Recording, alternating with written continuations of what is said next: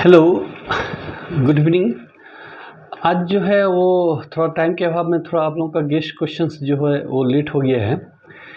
और दूसरी वजह ये भी है कि अभी यूनिवर्सिटी एलएनएमयू में मतलब स्ट्राइक चल रहा है, तो प्रोबेबिलिटी कम है कि आपकी एग्ज़ाम्स जो हैं वो टाइम पे होगा।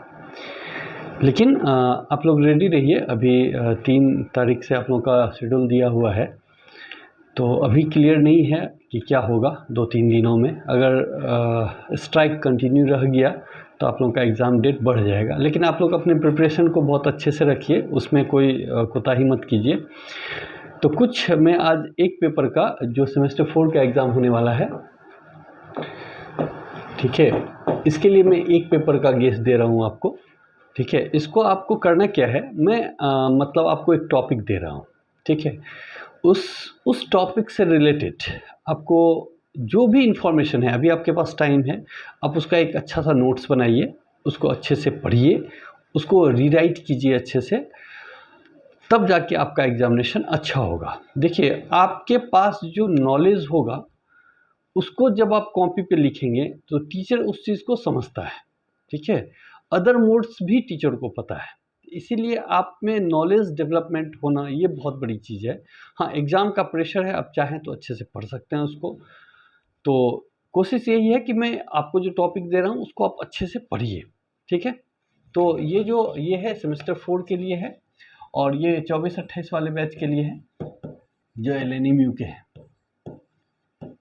ठीक है, इसमें 3 पेपर है आपका, पेपर 5, पेपर 6 और पेपर 7। तो पेपर 5 जो है वो आपका सेल बायोलॉजी है। तो पेपर 5 के लिए एक गेस दिया जा रहा है, और इसका जो नाम है वो है आपका सेल बायोलॉजी। ठीक है, बहुत कॉमन टॉपिक है, आपने बहुत बार पढ़ा होगा इसको। तो लेकिन हर एक जो ये है उसका डेप्थ अलग अलग है। जैसे आपने 8th क्लास में भी सेल पढ़ा होगा, 10th में भी पढ़ा होगा, 12 में भी, 11-12 में भी पढ़ना है।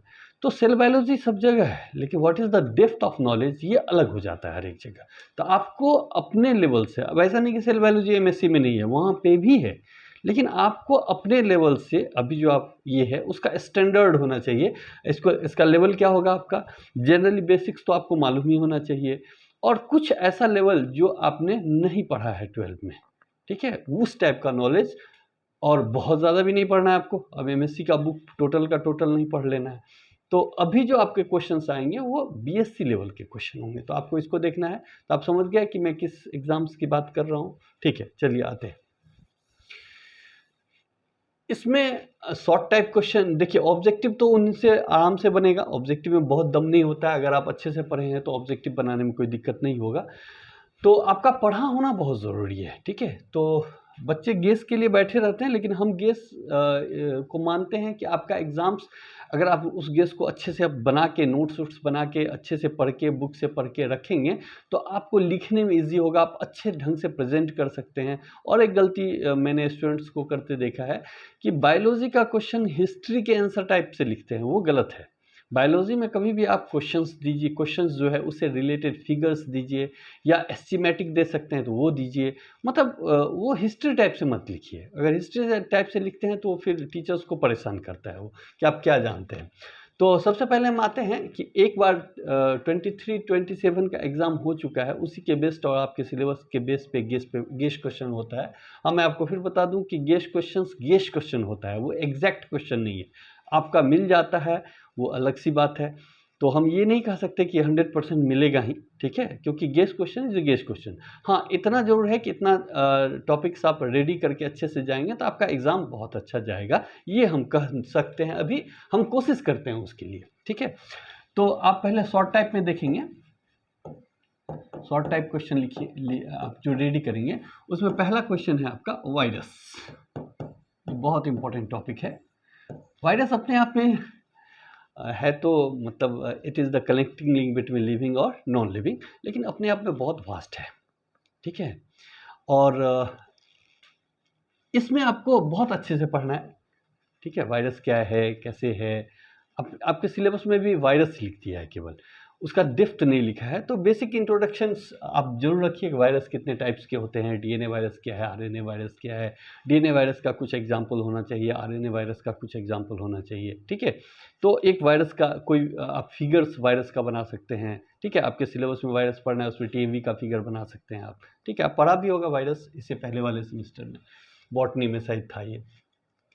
तो ये समझ में आ गया आपको। एक पहला टॉपिक है आपका वायरस। दूसरा आप देखेंगे, दूसरा आप रेडी करेंगे पैसिव ट्रांसपोर्ट को, पैसिव ट्रांसपोर्टेशन।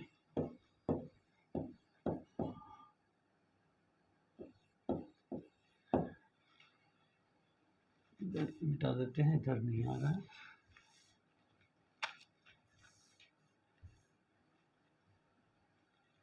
पैसिव ट्रांसपोर्ट इधर दिख नहीं रहा है, इसलिए हम इधर ही लिख देते हैं।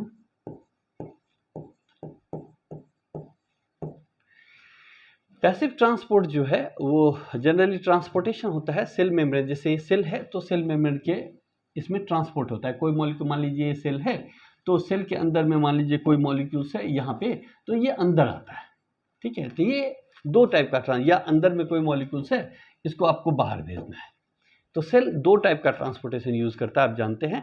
एक को बोलते हैं एक्टिव ट्रांसपोर्ट, जिसमें एटीपी का ये होता है, और एक होता है पैसिव, जिसमें एटीपी यूज नहीं होता है। ये मेन डिफरेंस है। तो इसके बारे में आपको अच्छे से पढ़ना है कि what is active, what is passive.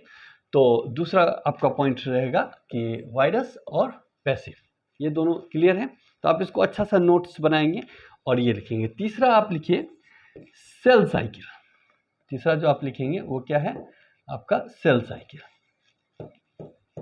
Cell cycle का भी एक छोटा सा नोट्स बनाएंगे आपको, मतलब इसमें देना है।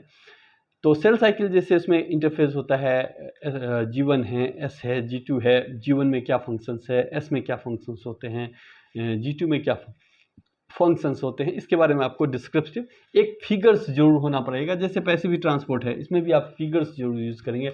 वायरस है, वायरस में भी मैंने आपको फिगर हर एक क्वेश्चंस में आप यूज कर सकते हैं। अच्छा फिगर, बायोलॉजी है क्या, फिगर देखिए, उसी का डिमोन्स्ट्रेशन कर दीजिए आप। उससे ज़्यादा आपको याद तो कुछ रखना नहीं है। हाँ, फिगर का प्रैक्टिस होना पड़ेगा आपको, थोड़ा थोड़ा याद रखना है। आप डीएनए वायरस कौन है, टीएमवी आरएनए है वायरस है कि डीएनए वायरस है। उसके बाद उसमें थोड़ा सा याद रखना पड़ेगा कि सिंगल स्टैंडर्ड कौन है, डबल स्टैंडर्ड कौन है, डीएनए सिंगल स्टैंडर्ड कौन है, डीएनए डबल स्टैंडर्ड कौन है, आरएनए सिंगल स्टैंडर्ड कौन है, आरएनए डबल स्टैंडर्ड। थोड़ा सा क्लासिकली आपको पढ़ना पड़ेगा। तो 3 पॉइंट्स हो गए आपको कि 3 क्वेश्चन शॉर्ट टाइप के लिए। अब आते हैं हम लोग चौथा क्वेश्चन में। चौथा क्वेश्चन जो है आपका वो है हेटेरोक्रोमेटी, ठीक है। तो ये भी बहुत इंपॉर्टेंट क्वेश्चन है आपका, 4th नंबर हेटेरोक्रोमेटी। 4th में आप देखेंगे हेटेरोक्रोमेटी। जनरली न्यूक्लियस में जो होते हैं वो 2 टाइप के क्रोमेटिन्स होते हैं। एक क्रोमेटिन्स जो सेंट्रली प्रेजेंट होता है, इसको हम लोग यू क्रोमेटिन बोलते हैं, ठीक है। और ये ट्रांसक्रिप्शनली एक्टिव होता है। और साइड्स में जो क्रोमेटिन होते हैं वो जनरली हेटेरोक्रोमेटिन्स है, ये ट्रांसक्रिप्शनली इनएक्टिव होता है। ये बेसिक डिफरेंस है। लेकिन आपको इसके बारे में पूरा पढ़ना है कि कैसे है, क्या है इसका, जब ट्रांसक्रिप्शनली इनएक्टिव होता है तो फिर इसका क्या यूज़ है, ठीक है। ये सब आप पूरा डिस्क्रिप्शन के साथ इसको पढ़ेंगे। तो ये आपका चौथा क्वेश्चन हुआ सेल साइकिल के बाद। अब आपका 5वां जो है वो हम आपको दे रहे हैं, दैट इज कॉल्ड लाइसोसोम, ठीक है। लाइसोसोम्स सेल ऑर्गेनेल्स ही है, आप जानते होंगे। ये इसको सुसाइडल बैग्स भी बोलते हैं। ये इसका पीएच देखना है, पीएच में आपको पढ़ना है कि हाँ पीएच जो है इसका कैसे मेंटेन रहता है। इसमें प्रोटॉन पंप होते हैं, प्रोटॉन पंप के बारे में बताना है। प्रोटॉन पंप का स्ट्रक्चर्स आप बना सकते हैं, किस तरह से H+ को ये पंप करता है अंदर की तरह, जिससे इसका एसिडिटी बना रहता है। मतलब थोड़ा सा हायर लेवल से, मतलब हम लोग इसमें पढ़ लेते हैं 12th तक कि हाँ इसका पीएच क्या है, इतना ही पढ़ते हैं। लेकिन उस पीएच को कैसे मेंटेन करता है इसको आप थोड़ा सा देख सकते हैं। तो मतलब what is the quality of writing और क्वालिटी ऑफ नॉलेज, वो आप जैसे ही बढ़ाएंगे तो फिर ये खूबसूरत हो जाएगा आपका आंसर, ठीक है। और नॉलेज भी आपको बढ़ाना जरूरी है। आप 12th का किताब पढ़ के लाइसोसोम लिख देंगे तो लिखने के लिए टीचर पास कर ही देगा, लेकिन जो स्टैंडर्ड है उसको आप मेंटेन नहीं कर सकते। ठीक है, स्टैंडर्ड बहुत नहीं है, आप धीरे धीरे, हम आपको बोल रहे हैं पढ़िए, आप बुक्स पढ़िए, आप बुक्स जरूर पढ़िए, आप गेस पेपर पढ़ के पास मत कीजिए, ये आपको आगे ले जाएगा, ये आपको हायर लेवल में ले जाएगा। नहीं, अगर आप सिंपली गेस पेपर पढ़ेंगे तो फिर बहुत मुश्किल होगा, टैलेंट में प्रॉब्लम होगा, टैलेंट में आपको प्रॉब्लम नहीं होना चाहिए। इसीलिए हम आपको बार बार बोलते हैं कि नहीं, आप बुक्स पढ़िए। ठीक है, अच्छी कंपनी का बुक्स लीजिए, फॉरेन राइटर आप जो बोलेंगे कि अगर कोई बुक्स के लिए तो मैं आपको बता भी दूंगा। ठीक है, लेकिन बुक्स जो आते हैं इसके, जब आप हायर स्टडी में जा रहे हैं तो हायर स्टडी में अगर आपको करना है तभी बुक्स लीजिए। और उसमें जैसे सेल है, सेल पे एक बुक ही आती है एल्बर्ट की।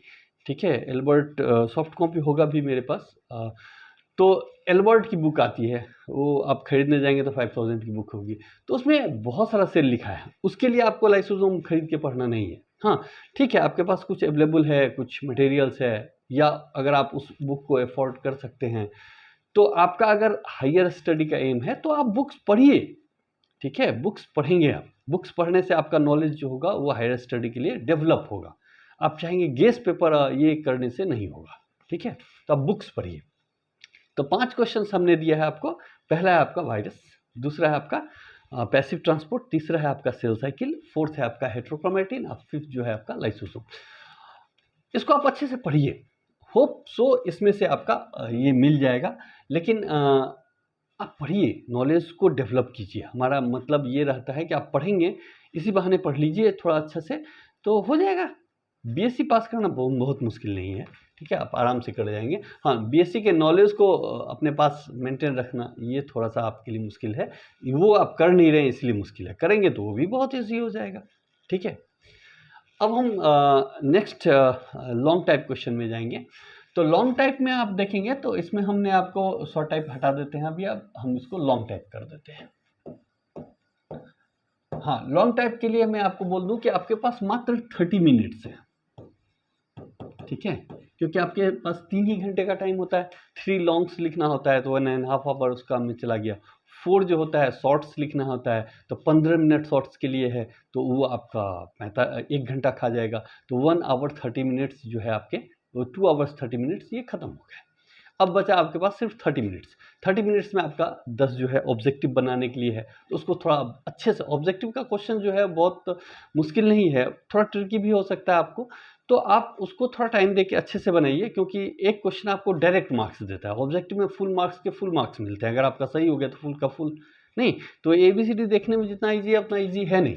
ठीक है, इसीलिए थोड़ा सा केयरफुली बनाएंगे। तो आपको 30 मिनट्स लाइक नोट्स होना पड़ेगा। ऐसा नहीं कि पूरा किताबें छापे हुए हैं, नहीं, ऐसा नहीं। आपको सिर्फ 30 मिनट्स में आप अपने आप को कैसे प्रेजेंट कर पाएंगे, तो 30 मिनट्स में अगर आप चाहते हैं कि ज़्यादा चीज़ को प्रेजेंट कर पाएँ तो आपको प्रैक्टिस करना पड़ेगा, हाउ टू राइट। किताब देख के सिर्फ पढ़ने से नहीं होगा, उसको लिखना पड़ेगा। जितना स्पीड रहेगा आपके हैंड में, हैंड राइटिंग भी आपका अच्छा होना पड़ेगा। तो लिखने की प्रैक्टिस तो कीजिए। पढ़ना जो है वो किताब भी, आप जैसे बहुत सारे बच्चे पढ़ते हैं, तो किताब पढ़ते हैं तो वो लाइन बाय लाइन पढ़ते जाते हैं, उससे ज़्यादा इफेक्टिव है किताब को पढ़ते वक्त थोड़ा पढ़े, उसके बाद उसका मेन पॉइंट्स लिखिए, 4 बार लिखिए, तो वो आपको ज़्यादा दिन तक याद रहेगा। ठीक है, हाथ को आदत होनी पड़ेगी लिखने की, क्योंकि आपको फाइनली क्या करना है, लिखना ही है। नहीं तो लिखने का थोड़ा प्रैक्टिस करेंगे। अब वहीं पे जाके सीधा लिखेंगे तो उतना ज़्यादा नहीं अच्छा लिख सकते हैं, क्योंकि फर्स्ट बार लिखेंगे आप, जितना अच्छा प्रैक्टिस करके जाएंगे। आप खुद ही सोचिए, अब बड़े हो गए हैं, अब 4th सेमेस्टर में। ठीक है, तो पहला क्वेश्चन जो है वो मियोसिस का दिया है। ठीक है, तो मियोसिस, जैसे मियोसिस में होगा what is meiosis, what is meiosis, meiosis क्या है। ठीक है, अब मियोसिस में क्या पूछ सकता है वो, या तो प्रोफेज 1 ही पूछ ले, क्योंकि प्रोफेज 1 ही बहुत बड़ा होता है। ठीक है, यह मियोसिस 1 का एक फेज है, प्रोफेज, जिसमें लेप्टोटीन जाइगोटीन वाला 5 स्टेज है, वो पूछ ले, या आपको पूरा मियोसिस पूछ ले। मतलब मियोसिस में मियोसिस फर्स्ट और मियोसिस सेकेंड। ठीक है, तो इसमें भी मियोसिस फर्स्ट में भी आपके आते हैं कि हाँ, प्रोफेज फर्स्ट, प्रोफेज सेकेंड, ये metaphase first, anaphase first, telophase first, उसके बाद फिर इंटरकाइनेसिस हो जाता है, उसके बाद फिर प्रोफेज 2, मेटाफेज 2, एनाफेज 2 और टेलोफेज 2। तो मियोसिस सेकेंड्स जो है वो टोटली का टोटली जो माइटोसिस में होता है जो काम, वो यही होता है। ठीक है, माइटोसिस, आपको इसका मतलब आपको माइटोसिस भी अच्छे से नॉलेज रखना पड़ेगा, क्योंकि मियोसिस 2 का मतलब होता है माइटोसिस, सेम, खाली उसमें सब चीज़ 2 में है। और मियोसिस फर्स्ट जो है इसमें प्रोफेज है, प्रोफेज फर्स्ट, उसके बाद मेटाफेज फर्स्ट, उसके बाद एनाफेज फर्स्ट, उसके बाद टेलोफेज फर्स्ट। तो इसके भी फिर 5 स्टेप हैं, तो बहुत लंबा हो जाता है, नहीं इसके भी 5 स्टेप हैं। ठीक, लेप्टोटीन, जाइगोटीन, पैचेटीन, ये डिप्लोटीन और डायकिनेसिस, ये 5 स्टेप या तो ये पूछ ले, या ये पूरा मियोसिस का, मियोसिस फर्स्ट सेकेंड बेसिक्स पूछ ले। तो जैसे भी पूछे, आपको मियोसिस तो पूरा पढ़ना पड़ेगा। तो मियोसिस आपका बहुत ही इंपॉर्टेंट क्वेश्चन है, बहुत ही इंपॉर्टेंट। बोलेंगे सर इसमें, हाँ चूंकि इसका डायग्राम है, डायग्राम आप बहुत ब्यूटीफुली बना सकते हैं, आप किताब में देखेंगे बहुत अच्छा डायग्राम मिलेगा। अब ऐसा नहीं कि जैसे तैसे घस देंगे, डायग्राम बने में आपको टाइम लगेगा। तो आपको छोटा ही पूछेगा, या आप मियोसिस सेकेंड पूछ ले, मियोसिस फर्स्ट पूछ ले पूरा, या उसमें से भी प्रोफेज पूछ ले, क्योंकि आपके पास 30 मिनट्स, वो भी जो क्वेश्चन बनाते हैं वो 30 मिनट्स के लिए बनाते हैं। तो कोशिश रहेगा उनका भी कि हम ऐसा क्वेश्चन पूछे जो 30 मिनट्स में हो जाए। आपको लिखना भी 30 मिनट्स में ही, चाहे आपके पास कितना भी नॉलेज है, आप जितना अच्छा से, हाँ लेकिन प्रेजेंटेशन होता है, मतलब आप स्टार्ट किए तो एंड तक ले जाइए। मटेरियल आप थोड़ा 19-20 कर सकते हैं, कि कहीं बढ़ा सकते हैं, कहीं घटा सकते हैं, लेकिन ये 30 मिनट तक स्टार्ट से एंड तक जाना पड़ेगा, तब मियोसिस आपका खत्म होगा। ऐसा नहीं कि प्रोफेज फर्स्ट में ही अगर पूछा कि पूरा मियोसिस फर्स्ट बताइए, तब प्रोफेज फर्स्ट में ही लगे रह गए, आधा घंटा में नहीं कर पाए। नहीं, आपको प्रोफेज फर्स्ट भी लिखना है, मेटाफेज फर्स्ट भी लिखना है, एनाफेज भी, या टीलोफेज भी। क्लियर है आपको? ठीक है, तो ये आपका पहला क्वेश्चन है, बहुत इंपॉर्टेंट है, बहुत ही इंपॉर्टेंट है, इसको आप अच्छे से जरूर करके जाएंगे। ठीक है, आते हैं हम लोग नेक्स्ट क्वेश्चन में। मियोसिस आपका हो गया। नेक्स्ट क्वेश्चन जो है वो हमने कुछ अल्ट्रा स्ट्रक्चर से लिया है, कुछ आपको सेल ऑर्गेनेल पढ़ने हैं, नहीं तो सेल ऑर्गेनेल में जो कुछ अल्ट्रा स्ट्रक्चर है उसके लिए लिया है। तो एक आपको जैसे अल्ट्रा स्ट्रक्चर में, जैसे क्वेश्चन में मैं दूसरा क्वेश्चन के बारे में बात कर रहा हूँ, कि अगर इसमें बात करेंगे तो अल्ट्रा स्ट्रक्चर, तो आपको ultra structure ultra structure of Golgi body,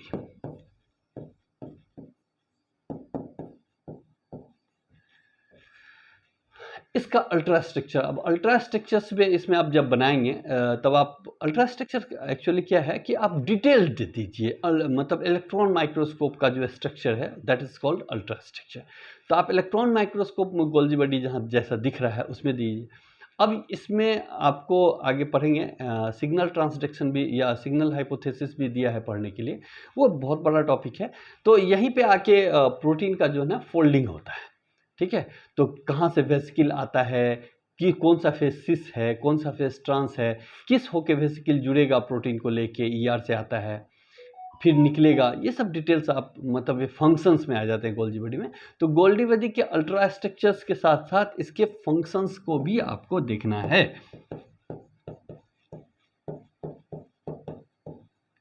मतलब ultra structure of Golgi body and its function, इसी को डिस्क्राइब करने के लिए बोल सकता है आपको।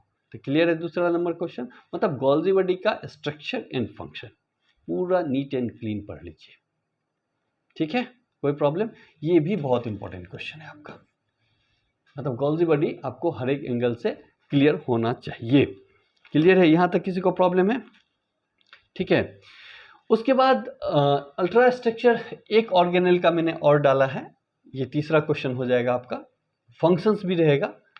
तो आप इस क्वेश्चन का नंबर हम बदल दिए हैं। तो अल्ट्रा स्ट्रक्चर्स जो है ये ऑफ, आप इसका देख सकते हैं गोल्जी बॉडी, और गोल्जी बॉडी का हो गया न्यूक्लियस। ठीक है, तो न्यूक्लियस का अल्ट्रा स्ट्रक्चर आप भी आपको देखना है, और इसका फंक्शन भी। तो दो अल्ट्रा स्ट्रक्चर से क्वेश्चन हो गया, ultra structure of nucleus and ultra structure of Golgi body. तो दोनों को आप बना सकते हैं। हाँ, इसमें इस सब क्वेश्चन को बनाने में फिगर्स बहुत अच्छा बनाइए। ठीक है, फिगर्स आप जितना बना सकते हैं। अब बोलेंगे सर न्यूक्लियस में क्या फिगर बना सकते हैं, तो आप न्यूक्लियस का बनाइए, उसके अंदर में क्रोमेटिन रहता है, उसके बाद न्यूक्लियोलस है, उसके बाद आप क्रोमेटिन को भी दिखा सकते हैं कि वो डीएनए और आरएनए प्रोटीन से कैसे बना हुआ है क्रोमेटिन मटेरियल, नहीं उसको आप दिखा सकते हैं। खास करके मेजर डीएनए है, उसके बाद कुछ प्रोटीन है, प्रोटीन में भी हिस्टोन नॉन हिस्टोन दोनों प्रोटीन होते हैं।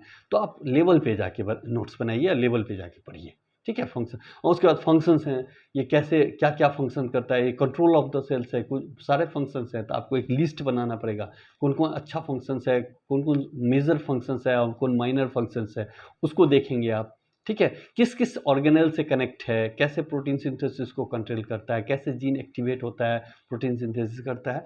तो ये, हाँ, इसके बारे में आपको मैं एक चीज़ बता दूं कि यही न्यूक्लियस का जो मेम्ब्रेन है वो दूसरे सेल ऑर्गेनेल से अलग होता है, ठीक है। तो ये तो पहले डबल मेम्ब्रेन होता है स्ट्रक्चर्स, नहीं इसके स्ट्रक्चर्स पे जो होते हैं ना वो पोर होते हैं। पोर होते हैं मतलब इस टाइप के पोर्स होते हैं, जैसे मैं आपको दिखाऊं तो ये पोर होते हैं, जैसे ऐसे पोर होगा, ये सब न्यूक्लियर पोर बोलते हैं इसको। ये जो है वो क्या हो जाएगा, सॉरी, ये जो क्या हो जाएगा, न्यूक्लियर पोर हो जाएगा, ठीक है। तो ये सब जो है वो पोर है, नहीं आप देखेंगे ऐसे ऐसे, सॉरी, ये जो है वो पोर्स है, ये न्यूक्लियर पोर होता है। और ये पोर सिर्फ न्यूक्लियस में ही होता है, और कोई भी ऑर्गेनेल के सेल मेम्ब्रेन में पोर्स नहीं होते, ठीक है। ये यूनिक चीज़ है इसका, न्यूक्लियर पोर। इसमें पोरीन्स प्रोटीन्स सब होता है। पोरीन्स के बारे में भी पढ़ सकते हैं कि ये गार्डेड होता है, ऐसा नहीं होता है कि कोई कहीं से चला जाएगा कुछ भी, नहीं, गार्डेड होता है, पोरीन चैनल्स होते हैं इसमें। तो वो इसके आप स्टडी को जो हायर करना है यही सब होता है। पोरीन्स के बारे में आप लिखे हैं, पोरीन्स दिखाए हैं, तो आपका क्वालिटी ऑफ आंसर जो है वो काफ़ी स्टैंडर्ड होगा, नहीं। तो आप इस, हाँ, लेकिन आपको याद रखेंगे 30 मिनट्स में ही सब कुछ करना है। 30 मिनट्स में आपको जो भी पूछे उसको 30 मिनट्स में ही करना है, ये बहुत ध्यान देने बात है। तो ये हो गया। तो आपका दूसरा क्वेश्चन हो गया न्यूक्लियस का। एक क्वेश्चन जो है वो और भी अल्ट्रा स्ट्रक्चर पे है, उसका है माइटोकॉन्ड्रिया। अगर आप देखेंगे तो एक अल्ट्रा स्ट्रक्चर का मैंने और क्वेश्चन दिया है कि अल्ट्रा स्ट्रक्चर ऑफ माइटोकॉन्ड्रिया, ठीक है। तो माइटोकॉन्ड्रिया में जब हम जाएंगे, अल्ट्रा स्ट्रक्चर ऑफ माइटोकॉन्ड्रिया, ठीक है। तो 3 अल्ट्रा स्ट्रक्चर के क्वेश्चन हो गए। पहला अल्ट्रा स्ट्रक्चर हो गया गोल्जी बॉडी, दूसरा अल्ट्रा स्ट्रक्चर हो गया न्यूक्लियस, तीसरा क्या हो गया, माइटोकॉन्ड्रिया। तो माइटोकॉन्ड्रिया में आप जब बनाएंगे तो अल्ट्रा स्ट्रक्चर बोलेंगे क्या है सर, तो नहीं, जनरली, और इसका फंक्शंस भी, सबका अल्ट्रा स्ट्रक्चर और सबका फंक्शंस, ठीक है। तो इसमें जब आप देखेंगे तो माइटोकॉन्ड्रिया में भी डबल मेम्ब्रेन होता है। तो आपको सबसे पहले मेम्ब्रेन ही देख, अब बस इस डबल मेम्ब्रेन में इंटरनल मेम्ब्रेन इसका इनफोल्ड होता है और क्या बनाता है, क्रिस्टी, ठीक है। इसमें आउटर चैम्बर होते हैं, इनर चैम्बर होते हैं। अब माइटोकॉन्ड्रिया को बोला गया कि ये पहले जो था वो प्रोकैरियोट्स हुआ होगा, इसको यूकैरियोट्स ने अडॉप्ट कर लिया, ऐसा बोलते हैं हम लोग। तो इसमें क्यों बोलते हैं, क्योंकि इसके बाद खुद का डीएनए होता है, ठीक है, खुद का राइबोसोम्स होता है, और राइबोसोम्स जो होते हैं 70S वाले होते हैं, ठीक है। इसीलिए हम लोग जब ये 70S होता है, तो जितने भी एंटीबायोटिक्स होते हैं या जो भी हम लोग एंटीबायोटिक्स यूज़ करते हैं, तो वो जनरली बैक्टीरिया के लिए बनते हैं या फंगस के लिए बनते हैं। तो जो बैक्टीरियल एंटीबायोटिक्स है, इससे इसका बैक्टीरिया में भी 70S राइबोसोम है, और ये क्या है, एनर्जी प्रोडक्शन का काम करता है। तो जब मान लीजिए हम लोग एंटीबायोटिक कंज्यूम करते हैं, तो हमारे बॉडी में जो बैक्टीरिया है अगर उसके लिए है तो उसको तो मारता ही है, साथ साथ हमारे माइटोकॉन्ड्रिया के भी फंक्शंस को हार्म करता है। इसीलिए एंटीबायोटिक खाने के बाद हमको कमजोरी लगता है। इसीलिए डॉक्टर्स भी बोलते हैं कि बिना डॉक्टर के प्रिस्क्रिप्शन के एंटीबायोटिक नहीं खाना चाहिए, नहीं तो आप बहुत ज़्यादा दिन खा लेंगे तो बहुत ज़्यादा ही कमज़ोर हो जाएंगे, क्योंकि आपका माइटोकॉन्ड्रिया भी अफेक्टेड होता है। क्लियर है। तो आप इसके स्ट्रक्चर, इसमें F1 F2 ये F1 पार्टिकल्स होते हैं जिसको ऑक्सीसोम्स भी बोलते हैं। तो ये सब चीज़ आपको पढ़ना है डिटेल्स में, एकदम डिटेल्स। हाँ, इसी में ETS होता है इसके साइटोसोल्स में, या ये इलेक्ट्रॉन ट्रांसपोर्ट सिस्टम होता है यहाँ पे, ठीक है। मतलब ये आउटर चैम्बर्स भी इन्वॉल्व होते हैं इसमें, इनर साइटोसोल भी इन्वॉल्व होता है, और ये H+ जो होता है यहीं पे पंप किया जाता है। तो यहाँ पे यही H+ पंप से ATP जनरेशन होता है, यहाँ पंप होता है। तो अब पूरा डिटेल से पंप तक का भी स्ट्रक्चर बना के दिखा सकते हैं कि हाँ ऐसे होता है, ये ETS में इन्वॉल्व है। अब देखिए स्टैंडर्ड में आप जैसे माइटोकॉन्ड्रिया में आप ETS नहीं बनाते हैं शुरू में, लेकिन यहाँ पर अल्ट्रा स्ट्रक्चर पूछा है माइटोकॉन्ड्रिया, आप कुछ भी बना सकते हैं, लेकिन आपको विदिन 30 मिनट्स ही बनाना है। तो इसके लिए आपको एक परफेक्ट नोट्स तैयार करना पड़ेगा। अब नॉलेज आपके पास कितना है वो नहीं है कि 30 मिनट्स में आप बेस्ट नॉलेज कैसे अपने कॉपी पे तरीके से उतार सकते हैं, इसका मीनिंग होता है। ठीक है, तो ये तीसरा ऑर्गेनेल है, आपको मैंने आपको बताया। क्लियर है? तो 3 ऑर्गेनेल आपको पढ़ना है अल्ट्रा स्ट्रक्चर में, एक गोल्जी बॉडी, एक न्यूक्लियस और एक माइटोकॉन्ड्रिया। तीनों बहुत इंपॉर्टेंट क्वेश्चन है, इस तीनों को आप जरूर कर लेंगे। ठीक है, एक क्वेश्चन है आपका सिग्नल हाइपोथेसिस का, चौथा क्वेश्चन आते हैं हम लोग। चौथा तो हो गया ना, 3 ये और एक माइटोसिस, चौथा हो गया। 5वां क्वेश्चन, एक क्वेश्चन आपको मैं लास्ट में दे रहा हूं, सिग्नल हाइपोथेसिस।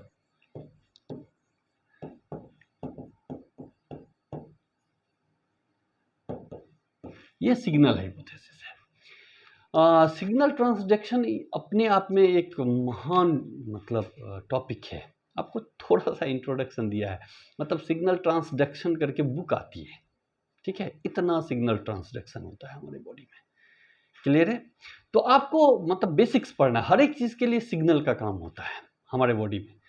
जिसे हम कुछ बोलें, कुछ रिएक्शन करें, कुछ बॉडी हमारा सेल का इंटरनल करे, आपको कुछ नहीं पता है, लेकिन अंदर ही अंदर सब कुछ सिग्नल से होता है। नहीं मतलब ऐसा नहीं है कि हमारे बॉडी में ये इतने सिग्नल्स हैं कि इसके बुक्स आते हैं। ठीक है, इतने बड़े टॉपिक्स हैं ये सिग्नल ट्रांसडक्शन।